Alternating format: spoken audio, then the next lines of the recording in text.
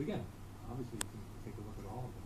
Looks like a lot of that open interest is at that 140 strike, which kind of makes sense. Yeah. Pretty close to that strike. It's good to know where that open interest is. It also can help you if you're looking to trade.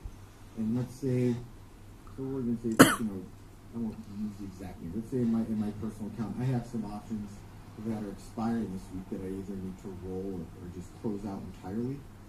If I'm looking on putting in my order, I might want to come in here to open interest and see if I'm down there and I'm looking and I see this, there's really no open interest.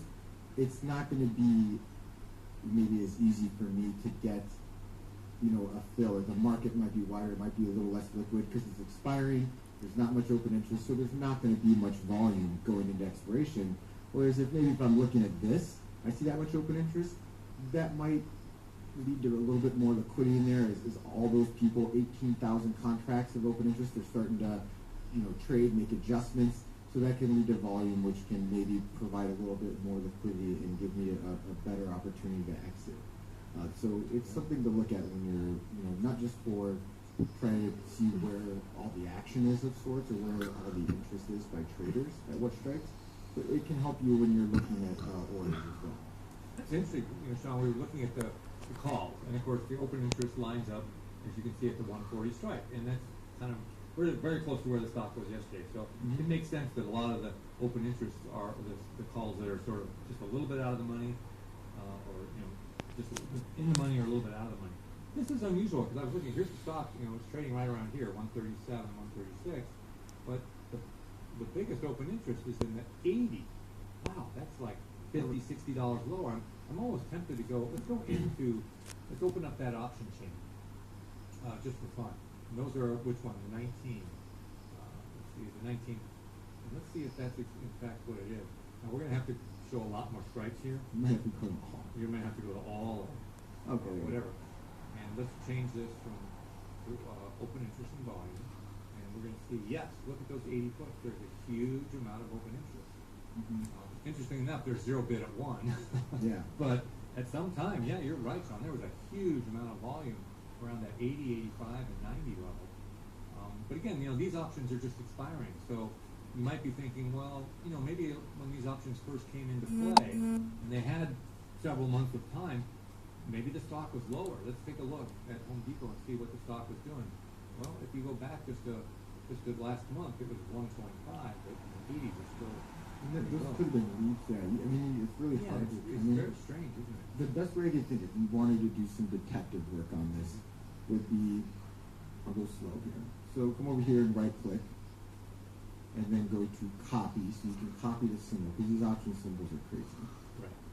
So hit copy, come over to your chart, and hit Control V, and you've pasted that option symbol in there, hit enter, and so now you can go back and you can add in the open interest study. So we just start typing open interest. So now we've come in here, we've added a study. Oh, it's already down there. Okay, and lower. And I'm going to get rid of theoretical price just for now. Hit apply.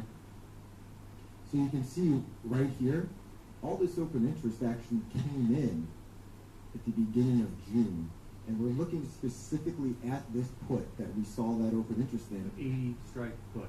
So it was definitely just presumably one person or entity, I would have to guess, that started accumulating this position. Whether they were buying them or selling them is a little bit, more difficult to tell. Right. But yeah, you definitely can take a look and see, okay, wow, look at the open interest. This was somebody accumulated this over the period of a handful of days back at the beginning of June. So if you really want to get into that, but for me, when I'm looking at this around an earnings trade, I'm not really I probably won't do this 9 out of 10 times. I would be more concerned with just coming into here, put HC back in there. Just coming into here, taking a look at, where all of this open interest was going into the earnings event, which was yesterday. And then also I can use this when I'm trading to see if there's the likelihood of there being people on the other side of a trade I might want to make. Right, that's where Yeah. it's applicable. Yeah, because if there's no open interest there, there's probably not anybody that's going to really want to actively take the other side of that trade. So you might have to maybe be less aggressive in how you enter your orders. Maybe if you're trying to sell it, you got to try and sell it for a lower price. If you're trying to buy it, you might have to buy it for a higher price. So that's the big use of that open interest number when you're approaching expiration and you might have a position you need to get out of. We're out of the money on these, which is nice. Yeah. So we can let them go out worthless if we want. But if we were in the money and we were trying to get out of there, we would want to know if there's enough open interest to create a market for us to get out at a decent price. I thought, when we looked at that 80 strikes, if you go back to February, that study we were just looking at, was showing that there was, those options traded up to $1.80 in value back in February. Because remember, we had that second sell-off. But, we just switched back to it. But again, ever since then, the stock's kind of been moving higher, kind of moved back down during the Brexit, but then it's right back up to 136. And that could have been something around Brexit. Just we talk about volatility. Yeah, I mean, if vol's elevated and somebody saw that opportunity out there, maybe they were able to find a reason to buy or sell it. You never know. And the interesting thing is, we don't know what that whole trade was. There could have been someone who bought 15,000 of the 80 puts and then bought 5,000 shares, right? Yeah. Because they're thinking, okay, if it really does go down, those puts are going to explode in volatility, and they're going to just, I could make some big money on the downside. But again, if I'm wrong and the stock goes higher, maybe I bought a little bit of stock against it, a ratio amount. Keep it in there, Brexit with a question mark. I agree. That's far-fetched. But when something's trading at 125 and you see somebody go out and buy, we'll call it 15,000 puts, $40 out of the money, it's got to be what is on their something mind? unusual. That's the only thing I could think of. But yeah, you don't know what that was, if that was part of a bigger trade. Okay, well, good enough. Let's just quick market check. Looks like somebody took a picture this morning and hasn't changed it. We're still, Dow's still down about, like we said, down about 40. Well, it's a little bit more now. It's in the 60s, but it's just kind of been floating around that whole area all day. As a matter of fact, let's go to the chart. We'll put the Dow in there. Intraday today, 1 minute, and I'm going to guess we're going to see a little bit of kind of movement up and down, but there's going to be a lot of sideways motion out there. Yeah. Here's the whole day. Yeah, we drop down, rally back up, drop down, rally up. Look at it. We're just kind of trending along, or drop down, and we're kind of now moving back up. Yeah, it's choppy out there. I think a lot of people are just kind of waiting and seeing VIX kind of creeping up, though. That's what's interesting.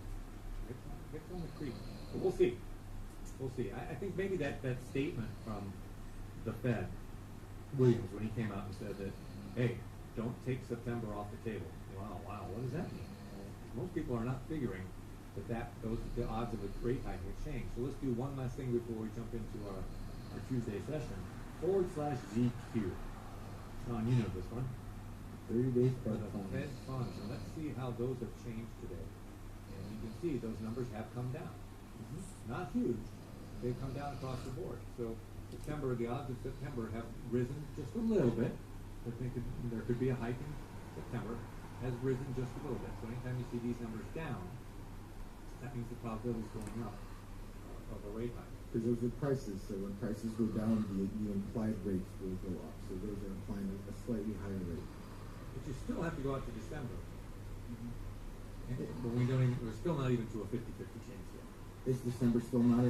Was that 50-50 a few weeks ago? But yeah, I know it's been moving around a lot. Yeah, close.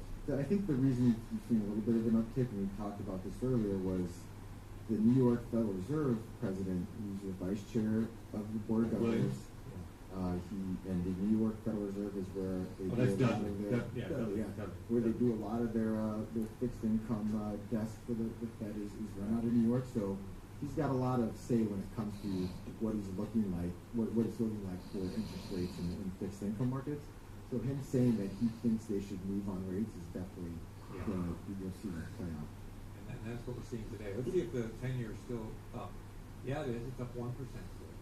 10-year yield is still up based on A 1% move, it's up 18. yeah, 1.8%. Okay. which is pretty good. I mean, that's it's 157 now. So that's a pretty good move in a 10-year yield. Mhm. In fact, let's just change our style to a daily one year over that. You see, that's a pretty good candle today. Mhm. We were like what 153 low, and now we're about 157, 158. So yeah, definitely the rates have been creeping up just a little bit today. Okay, well, good enough. Let's dig into the monitor tab, and we'll go to activity and positions, and we'll look at our positions in our ETF live. Okay, so this is the segment on Tuesdays where we look at our monthly income strategies based on the 4 broad-based indice ETFs. And these are not archived. And today's session is not archived because we are talking about ETFs, exchange traded funds. We talked about this in an archive session. The clients will end this. Yeah, and the thing is, the ETFs we're looking at are almost, Sean, my opinion is that they actually should be in their own category because they're very broad-based. Yeah. They're based on the 4 major indices. They track the indices extremely well. Yeah. Extremely well. However, all ETFs get put in the same barrel. Yeah. And it's too bad because there are certain ETFs that are quite a bit different than the others. Now, there's some at the bottom of the barrel. I use that word figuratively, bottom of the barrel, because they're what they call ultras and 2 and 3, 4 times short ultras, and they don't track the underlying at all. I mean, not very well at all. There's chaos in those things. As a matter of fact, they keep doing reverse splits in them just to keep them alive. Yeah. There was one that we were looking at the other day, and again, this is, I would almost recommend staying away with U, V, X, Y, and you won't hear me say that very often. This is the ProShares Ultra VIX Short-Term Future. Okay, this is one that has, you can see that VIX has gone up and down, right? But look at this, the long-term track of this. It's just down, down, down, down, down, down, down, down, down to 19. Well, they just announced another reverse split. It's the 6th one they've done since they created this product, because the inherent characteristic of it is that it keeps trying to go to 0 because it keeps resetting every day. So it doesn't track the underlying. It's got built-in decay.